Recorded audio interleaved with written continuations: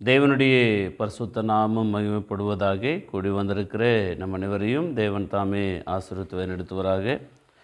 தர்மியான வேலையில் YouTube channel மூலமாக தேவனுடைய வார்த்தைகளை கேட்டுக்கொண்டிருக்கிற உங்கள் யாவருக்கும் இயேசு கிறிஸ்து நாமத்தினால் என்னுடைய வாழ்த்துக்களை தெரிவித்துக் கொள்கிறேன். எனக்கு அன்பானவர்களே, கடந்த வாரங்களாக நாம் பழைய ஏற்பாட்டை குறித்து நாம் பார்த்து வருகிறோம். இந்த பழைய ஏற்பாடு யார் கொடுத்தாங்க,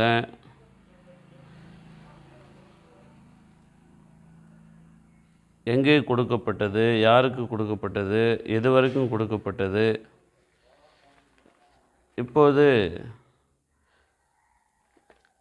நாம் இந்த பழைய ஏற்பாட்டை, இந்த நியாயப்பிரமாணத்தை தேவன் என்ன செய்தார் என்பதை இந்த நாளில் நாம் பார்க்க போகிறோம். ஏனென்றால் பழைய ஏற்பாடு இயேசு கிறிஸ்து வர வரைக்கும் தான் கொடுக்கப்பட்டது.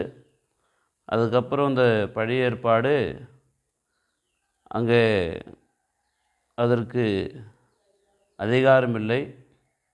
அதன்படி செய்கிறவர்கள் அதனால் பிரயோஜனம் ஒன்றுமில்லை.